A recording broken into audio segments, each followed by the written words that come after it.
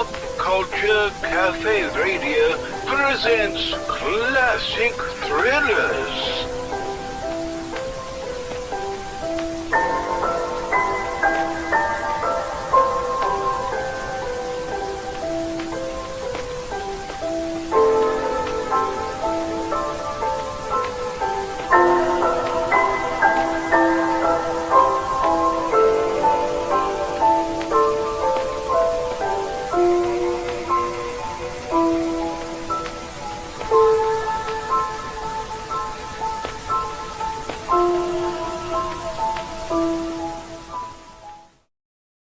Now, Roma Wines present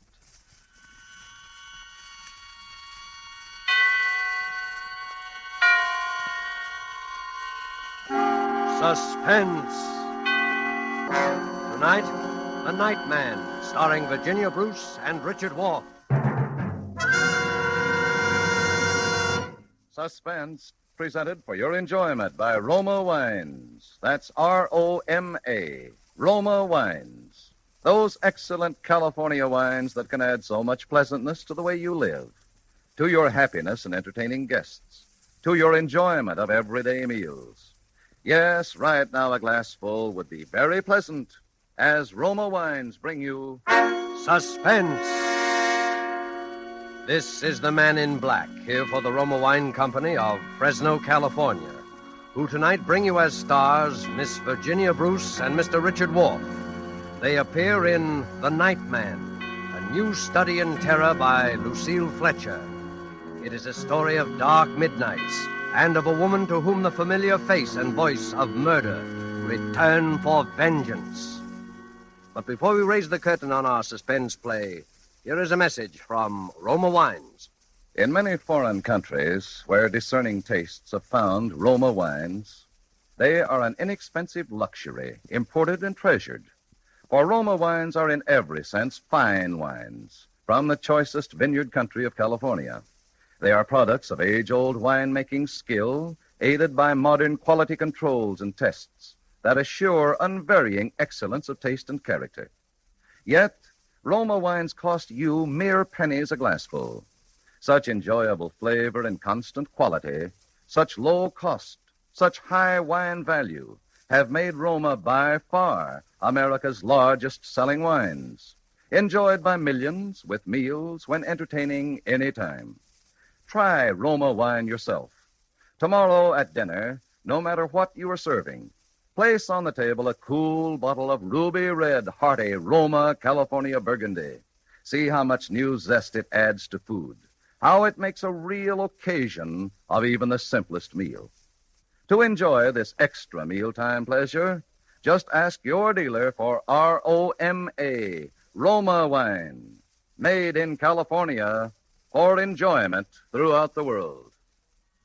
And now with the performances of Virginia Bruce as Stella Rhodes and of Richard Wolff as the Night Man, we again hope to keep you in suspense.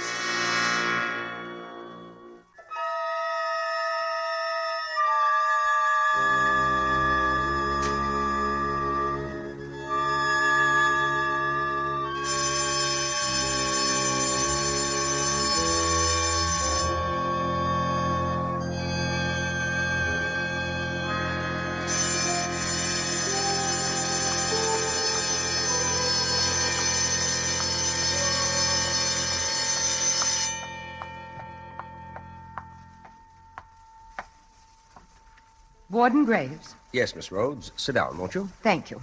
I hate to disturb you like this, but I've traveled clear across the country. They wouldn't give me the information over the phone. I know.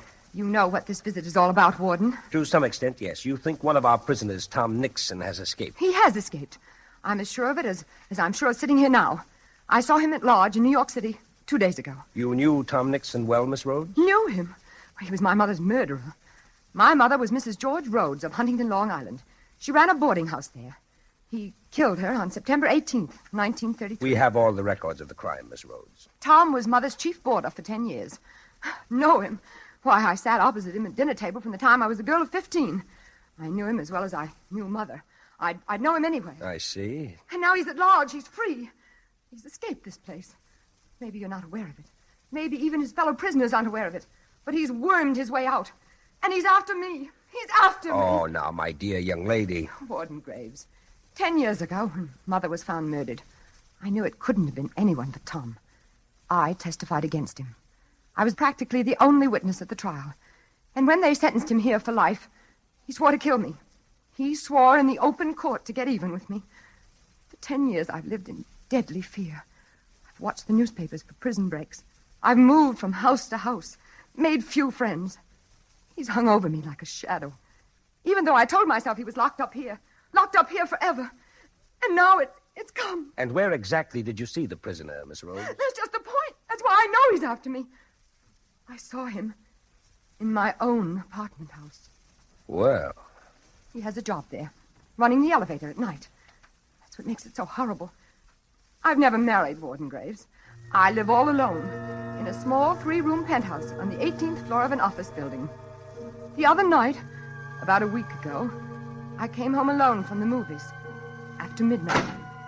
The big marble lobby of my building was deserted, except in a far corner near the elevator with his back toward me, there was a man, down on his hands and knees, scrubbing the floor.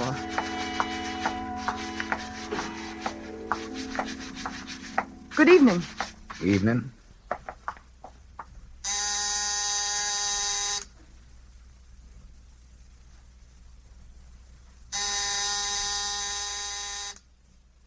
Well, where is everybody? Isn't the elevator working tonight? You want to go up in the elevator, Mum? Certainly. I'll be right with you. Okay, Mum. What floor? I was in the elevator, and he had started to ascend before I really saw him. It was Tom. His hair had turned white, and there was a horrible stoop to his shoulders. But everything about him, the crook of his head, his high, thin, bony nose, the hollow cheekbones, were all the same. And then he turned and stared at me. I could see those deadly, pale, cold eyes, those heavy eyebrows, still black, that familiar, quiet, sarcastic mouth. What floor, Mum? My floor. Yes, the penthouse, please. Penthouse? Where's that, on the roof? Yes, on the roof, please. 18th floor. Okay. Warden Graves. It was like being in a cage with a wild beast. He kept watching me, peering at me furtively as the elevator moved with agonizing slowness up and up past the floors. I shrunk back, averting my face. The light in the car was dim. My only hope was that he did not recognize me. Here's your floor, miss. Thank you. Good night. Good night. Good night. You can go back down. I don't need anything, thank you. What's the matter? Forgotten your door key? No, it's right in my bag. I'll find it in a minute. You want me to let you in? Let me in? No, good Lord. I got pass keys to all the doors. It's no trouble.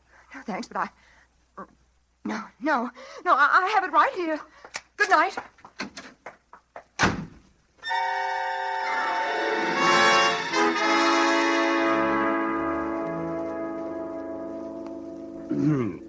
And that was the first time you saw him? Yes. Oh, I wanted to die. I didn't know where to turn. And that was all he did or said? Yes, but it wasn't so much what he said as the awful resemblance, the feeling that he was only playing with me, torturing me like a cat with a mouse. Warden Graves, I didn't even have a phone. I've always been afraid to be listed in the phone book. And the only way up to that penthouse was by that one elevator. I was trapped up there, at his mercy whenever he wanted to come. What did you do? I spent the night crouched against the wall with a flat iron in my hand, waiting for that key to click in my lock. And the next morning? The next day, I began to wonder if it all wasn't just a dream.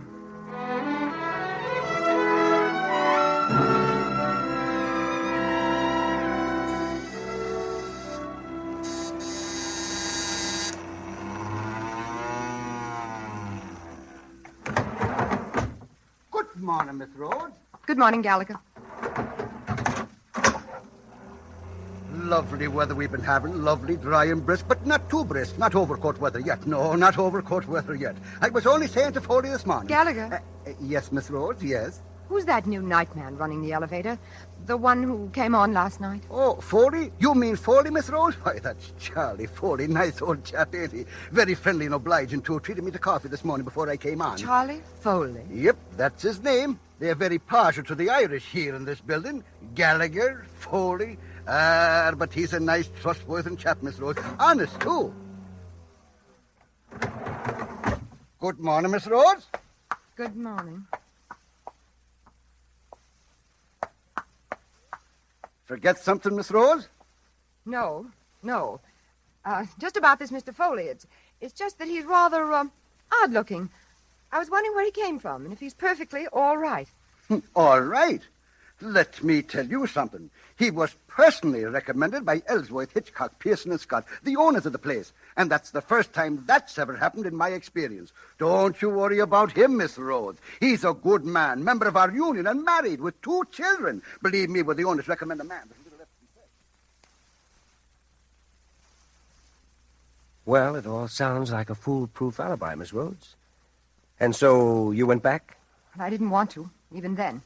I spent the day hunting for another apartment. But you know wartime New York, Warden Graves. There wasn't another apartment to be had. I let myself be convinced until that night when I saw him again.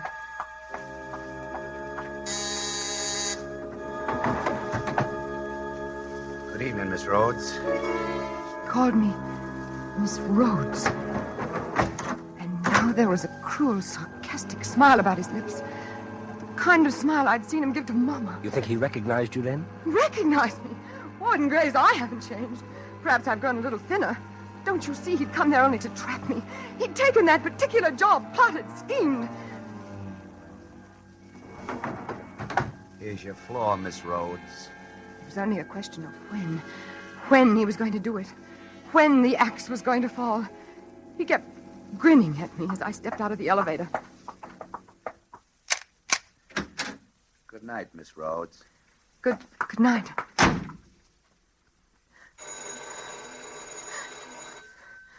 Who is it? Who's there?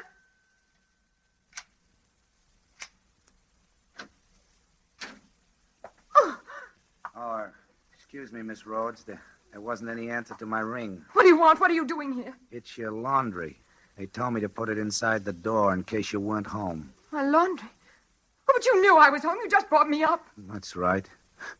Excuse me, I guess I must have been thinking of something else.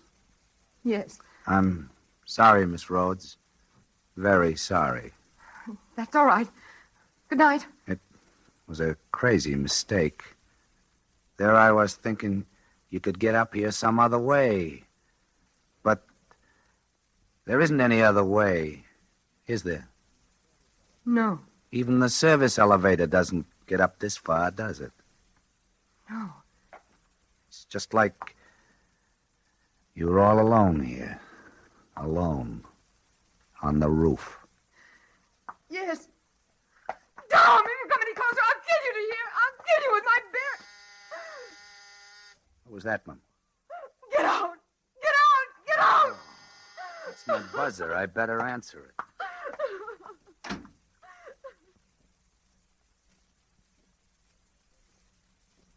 And then what happened? Nothing. He came back again that night? No. I haven't seen him since. I barricaded myself in that night. Once it occurred to me that I might escape by running down 18 flights of fire stairs. But the thought of meeting him back in the gloomy darkness kept me back. And I didn't know where the fire stairs ended. Perhaps in the cellar, where I would be utterly defenseless. It's too bad you don't have a telephone. Oh, it's horrible. The next morning, I got down to the public phone and put through the call to here. But it wasn't any use. That was the day I was out of town. Yes, but Warden, I still don't see why they couldn't have told me. After all, I was giving them information. It's one of our strictest regulations at Osawatomie State Penitentiary never to discuss any of our prisoners over the telephone. That's what they said. So you came all the way out here in person? Yes. And now you wish me to send someone to apprehend this man? I want you to bring him back, that's all. Back where he belongs. Miss Rhodes, Tom Nixon doesn't need to be brought back. He's here. Oh, no, Warden Graves. Please, I've seen him with my own eyes. Talk to him face to face. Maybe there's someone here calling himself Tom Nixon, but he's escaped. He's free. I know it. Will you just step this way with me, Miss Rhodes? No, I don't want to see him. I don't want to see his cell or talk to anybody or... Tom Nixon's dead, Miss Rhodes. He's buried in the prison yard. I'd like you to see his grave.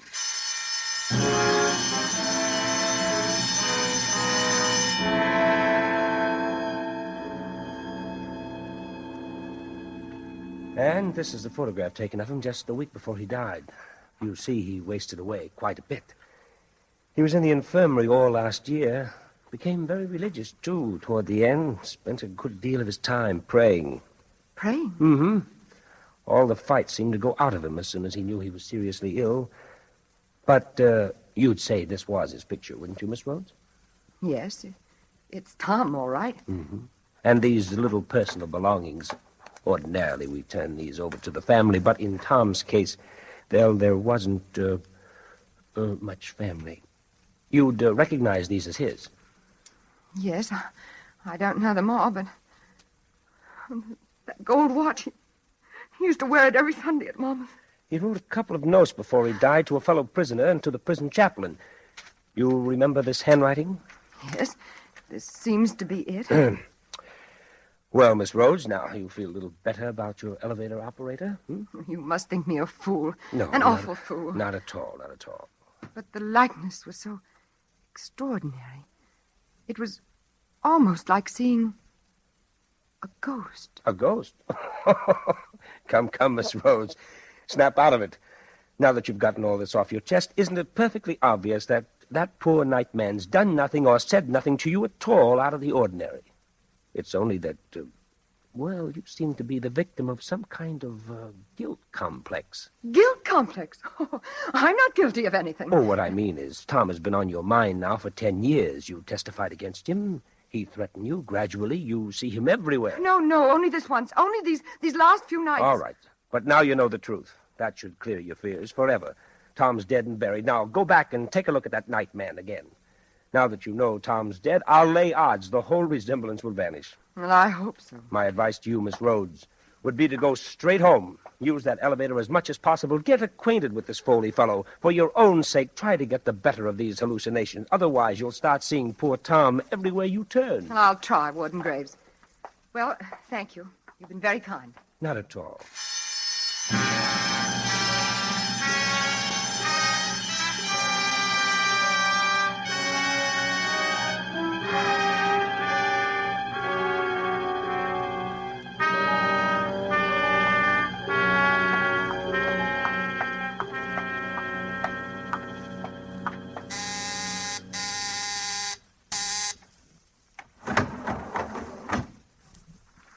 Good evening, Charles. Evening, Mum. I have some bags here, Charles. Will you help me with them, please? Okay.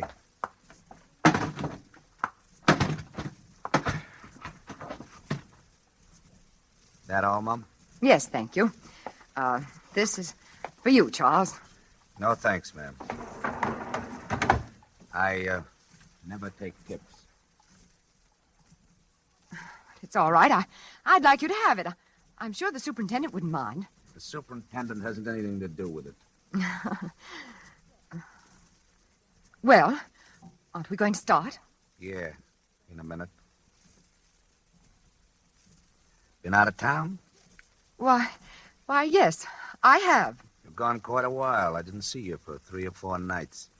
I was in the country, visiting a friend. Oh.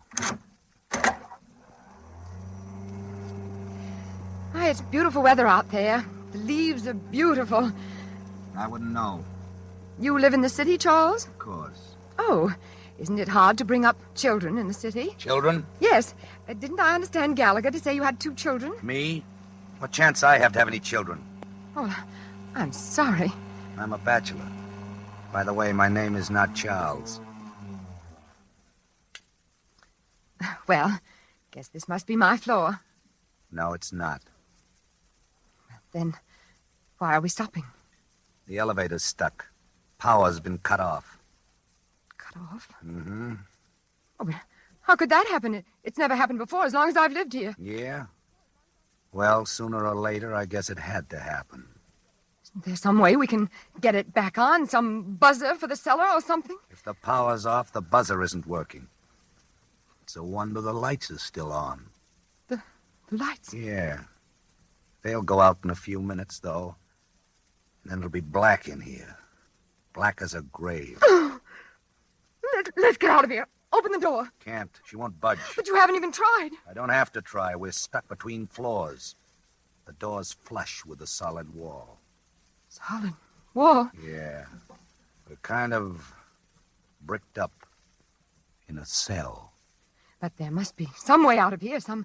Isn't there a little door in the roof? Something you can pry open? Something you can climb up out of into the shaft? I don't see any. Oh, but there must be. Climb up and feel around before the light gives out. There's nothing to get hold of. It's nothing but steel and mirrors. And I'm not tall enough. Stand on my bags. That's a good idea. You'll never hold me. Oh, it's all right. Just hurry. Here. The Gladstone's strongest. No, never make it. Oh, but stand on your tiptoes. Stretch. No. Let me try. Oh, dear. No, I can't. I didn't think so. Oh, what are we going to do? What are we going to do? Wait. Wait. Wait until somebody comes along downstairs and finds the elevator stuck. And then rings up the superintendent. Oh, but that might be hours. Sure. No! Help! Help! Somebody help! Help! You're wasting your time. Everybody's left the building. I know because they've all signed out. This air shaft's thick. Isolated. Nobody's down in the basement. And there won't be any passengers ringing for an elevator this time of night. You seem awfully sure about all that. Why not? Cigarette? No, thanks. Do you think it's safe to smoke in here? Sure. And supposing it isn't. What's the difference? Here, have one. It'll soothe your nerves. No, thanks. The air's so close. Jumpy, ain't you? No, I suppose really there's nothing to be afraid of. Sooner or later, they'll come. Oh, sure. Eventually. It's just that this waiting and all these mirrors and being stuck. You're not jumpy on account of me? You? Oh, no, of course not. But you were kind of jumpy with me the other night, weren't you? The other night? When I came into your apartment unexpectedly. That was a mistake. A mistake? Yes, I just thought you were someone else, a friend of mine, someone I've always been afraid of. Oh. But now I've learned it couldn't be you because this friend's dead. Dead and buried. Dead and buried. Yes. What was his name? Maybe I know him. Oh! What was that? Only the lights. I knew they'd give out sooner or later. Oh, no. No, they can't. I can't stay here alone in the dark with you. So you are jumpy with me. No. I thought you said this guy was dead and buried. He is. I saw his grave. Then why are you screaming like that? I'm not screaming. Only it's so dark in here. So close and creepy. What did you do to this friend that makes you so jumpy? Do to him? Nothing. I didn't do a thing. No? It was he. He threatened me. He was a murderer. He killed my mother in cold blood 10 years ago. He was our boarder for 10 years. And one afternoon... Don't move! I'm not moving. Go on. One afternoon, I came home, and there was Mother lying on the floor with her throat. No, where are you? I can't... Go on. No, I can't stand it. Tom! It's you, Tom, isn't it? I thought you said your friend was dead and buried. Stop playing with me. Stop torturing me.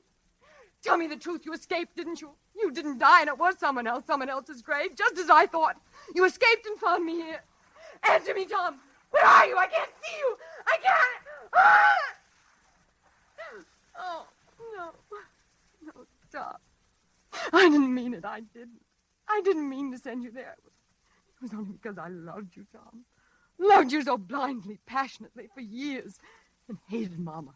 And hated you for loving her. It was only to get revenge on you both that I killed her. And framed you. Mama was so cruel to me, Tom. She treated me like a slave. And all the time flaunting you in my face. If you'd spoken one kind word to me, Tom, at the trial. One word to let me know you loved me.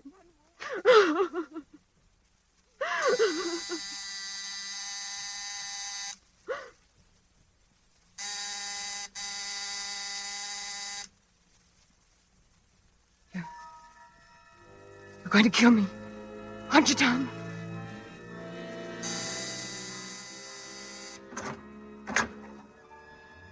No, Tom! I don't want to die! I don't want to die! I don't want to die, Tom!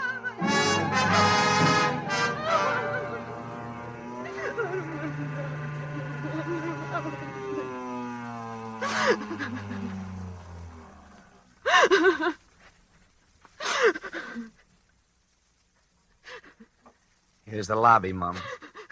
You can get out here, or I'll take you back up to the penthouse as soon as we've picked up the other passenger. What, the lobby? You brought me down to the lobby? Yes, Mum. Then you're not Tom? No, Mum. You're not going to kill me? I'm free?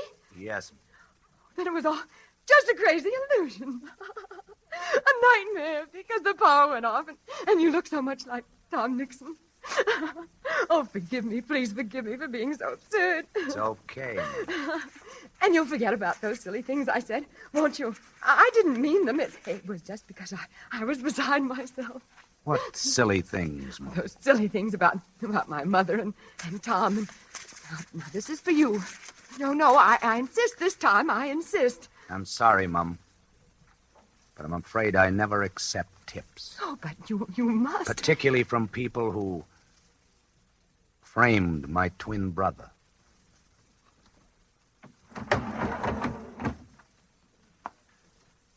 Good evening, Warden Graves.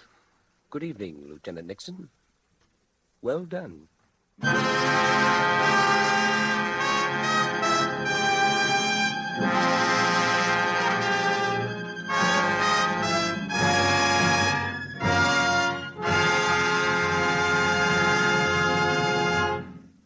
And so closes The Night Man, starring Virginia Bruce and Richard Wolfe.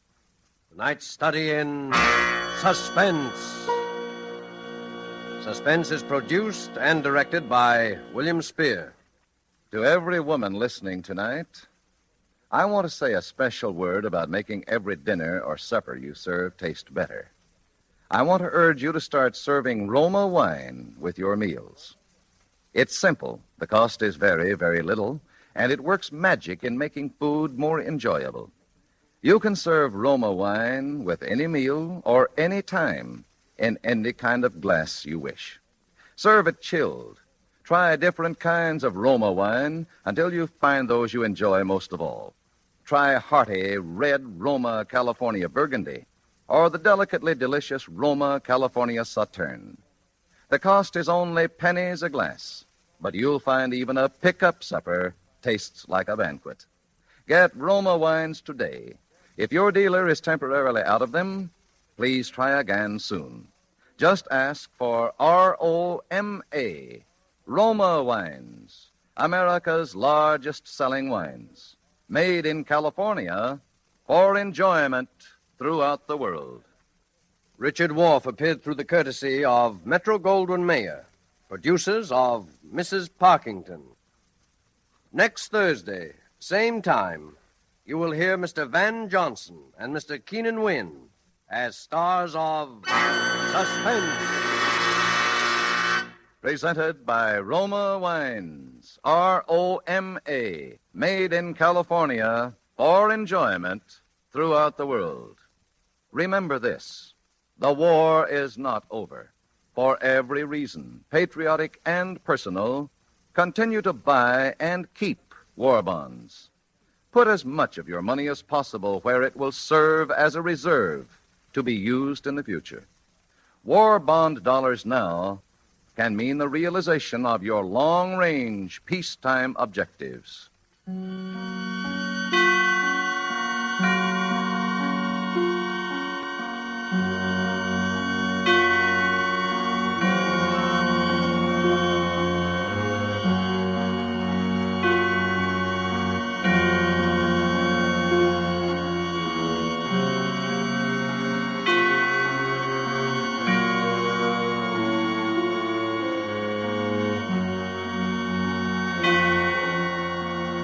This is CBS, the Columbia Broadcasting System.